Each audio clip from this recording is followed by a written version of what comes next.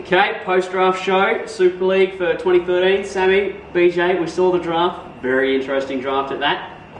So let's start. Sean Lace went first round pick. Called it. It's what I said. Bruce is going to want someone who can do everything. Sean's the man. Sean's the man. That's fair enough. Yep, I think Bruce went with the strategy to pick all the handlers so no one else can have one. Pretty much pulled it off. Yeah. Well, Rhodes picked up a few, but yeah, maybe at the expense of going a bit too much. He picked Val in the second round. I don't know what he's that was a bit of a reach. Yeah, it was a very big reach, so that leads us nicely into lead balloon. Val Zarkin, early pick for the lead balloon. Who else? I think so on that team. I think we went with Matt Ward, and who did you go with for lead balloon? I said Sam Cohen, but that was more for the lols than anything else. Yeah, I think on that team, I don't think Sam or Matt are going to be real big lead balloons for that team because they've got a whole bunch of balance. So I think it's probably going to come down to Val, and it might be a handler that's relied on a lot in Johnny's team or Sanders. I was going to say possibly a couple of years ago I would have said Foley and Johnny's team just for the mental game. These days not so much anymore. He's toughened up a lot, so probably not him. But yeah, if there's a handler who's relied to throw in a lot, maybe Mike Palmer, make a lot of throwaways. But then again, he went number 9, so a lot isn't expected of him. That's true. That is true. So, Dark Horse, who was a steal on the boards?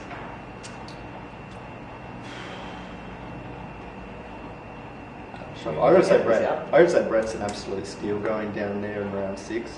Round 6 for Brett Mills. Yeah, but he's only here for 3 games. I don't really care. I think you'd is that dominant? I think you'd pick him in the 4th round just because he's a player who's going to get you pretty much 3 wins, and who cares if you only got 10 players for the rest of the time. I feel like Brett was chosen pretty much where he should have been. I think round 6 was a toss-up of strength versus how many games he's actually missing. My pick for Dark Horse is probably actually Chino, Shane Bird. Again? Going in the 9th round. He's got some sensational Ds, can make nice grabs. If you can keep him under control and keep him on offense playing a little more tempered, he's going to be awesome. Okay, I have to add T as well. T's very low down there. T is quite low. Tallis. He's a bit inconsistent though. I think that's the issue. Tallis went in the 6th round. He went 21st overall, which is a fairly low pick. I think for some of the teams who just don't have a tall target, he's definitely someone who can at least give it a crack. And Tallis over Max maybe or something. He got overlooked. Yeah. That may be it. So, leading into who got overlooked, who was the biggest person to miss out? There was 15 players that missed out. 14 players overall that missed out. Who was the biggest one? Who was left there that possibly shouldn't have been? I think I'm going to have to go with Matt Slee. Matt Slee? He's short, athletic, plays a really good man D. Bit annoying, but I think he's the... Annoying is a good thing to have in a handler defender though. True. I meant just as a person. I'm kidding, Matt. No, I'm going to say it's Tom Wise. He's got throws. He can do pretty much anything you want. He'll lay out for anything, and I think he absolutely walks over everyone who missed out. So, bad luck, Tom. Yeah, well, everyone was really unlucky to miss out. It's sort of 4 or 5, I think, were unlucky. Yeah, 4 or 5 especially unlucky. This was a rough draft with 59 registered. That's a lot of players to choose from, and the captains had a really rough job. So let's run through the teams, starting with Bruce. He picked first. He took Sean. We should hopefully have the team on the screen somewhere here. I don't know. Over there. Team strategies. How is Bruce's team going to run? Well, I think it's just handless. It's just so handler heavy. Picking Val in the 2nd round, I think he panicked really badly. He had the buyer's remorse and had the 2nd round, and he still picked Roger. Yeah. I think he really missed a trick in picking Sam Ogden. He could have just picked a much more capable handler who's used to a high level and consistent throwing. So Sam got picked by Roden immediately after Roger. So he was gone anyway. And I think Johnny was wanting me after that as well. So. I'd say the other thing that Bruce completely missed out on until the 5th round was a big receiver. He went for Mark, and I think that's probably where he should have gone for Brett. Yep. maybe for Morgan, but he's apparently not going to play much at all. I feel like picking Mark there for Bruce was probably a reasonable decision. Brett works really well on Johnny's team because he can be an X-rated, like an X-factor player. He can come on and do amazing things. While he'll still be that for any team, and you don't want him. But Johnny's still got the depth of receiver, so that when Brett isn't there, they can still play the same sort of game style. And Bruce was missing that whereas Bruce didn't have any of that height. If he'd had Brett for 3 games, they would have used this comfortable hucking play style, and then all of a sudden not had that receiver, not had that target. So you think handle isolated? Yeah, well that's the thing. They're going to have to either completely work on unders, or they're going to have to use Mark a lot. Maybe a bit of Jimmy as well. But I think they've just got a huge weakness against man D. Their other issues is they've also got a lot of players who are moderately inconsistent with their throwing. Shane Bird. Just a lot of Val. Roger. Kev. Steve Harfield. And Bruce at times. Rusty Grenade. They've all got excellent throws, but it's just a matter of when they pull them off. I don't think anyone will play zone against them, and I think it'll be man pressure that beats them. Yeah. Okay. So win-loss, how are they going to go? I'm going to put them down for 3 wins. 3 wins? That sounds about right. Maybe 4, I think. But they play everyone twice, don't they? Everyone 3 times. 3 times? 3 wins. I'm going for 4 wins. Okay. So Tom Roden had the second pick overall. Took Sam Kay on and then proceeded to reunite him with his brother Max Kay on. Team strategy for the AU team. Yeah. Well, if you ask Sam Kay, it's going to be Sam to Max. Yeah. If you ask Rhodes, I don't think it's going to be that.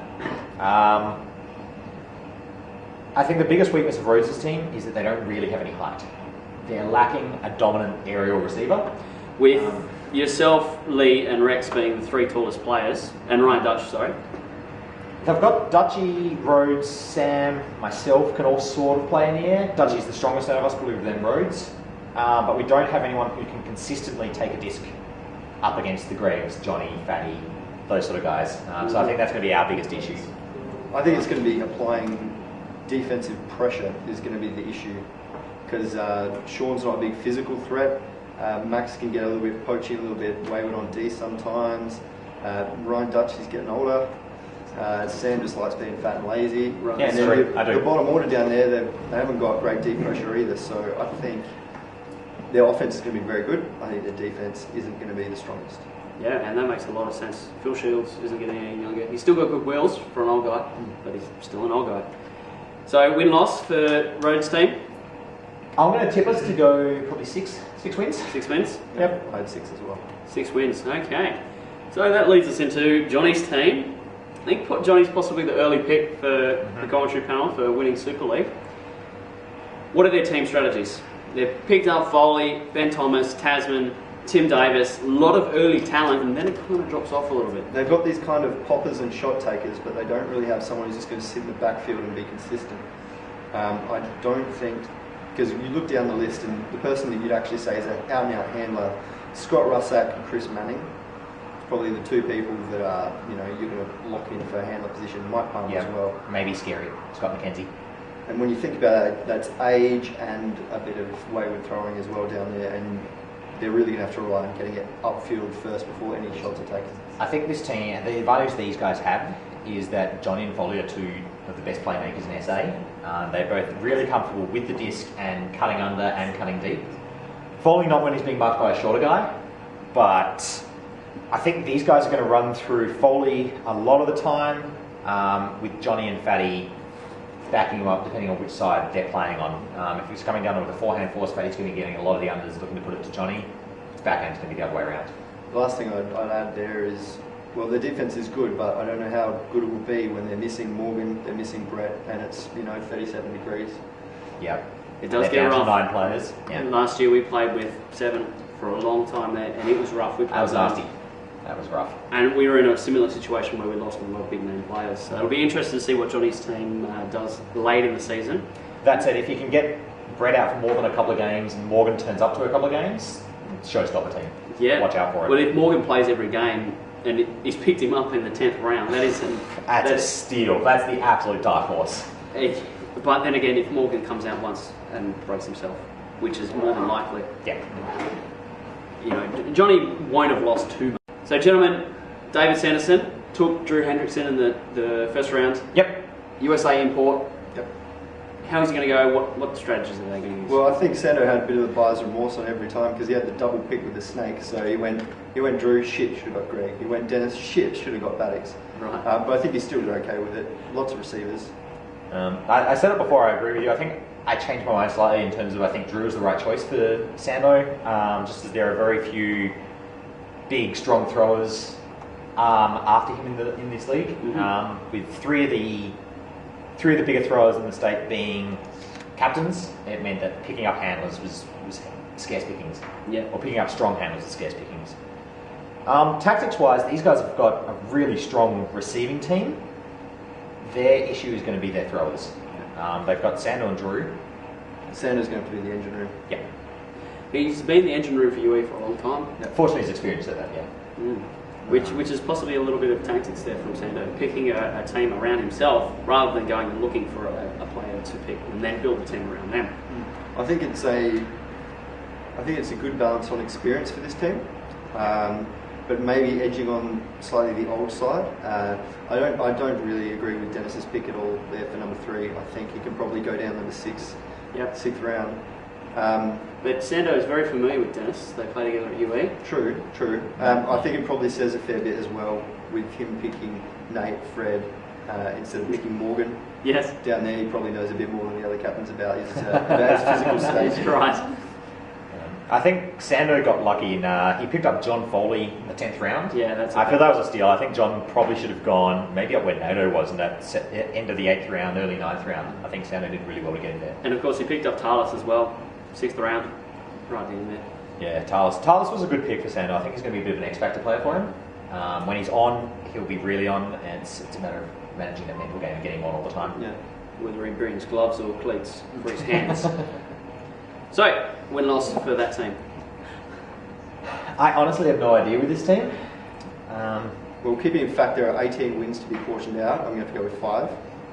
I haven't done the maths on it. I think I've got 13, 6. I get 2 by my maths. Ouch. Yeah, I don't know. I think season. I feel like that's a bit harsh for them. Even the Bluebells got, what, 3 or 4 wins? Yeah, I feel like these guys are probably easily capable of about 4 wins. Right. So I've definitely overrated one other team, and I don't know which one. Maybe both teams, maybe 2 other teams. Yep. Okay.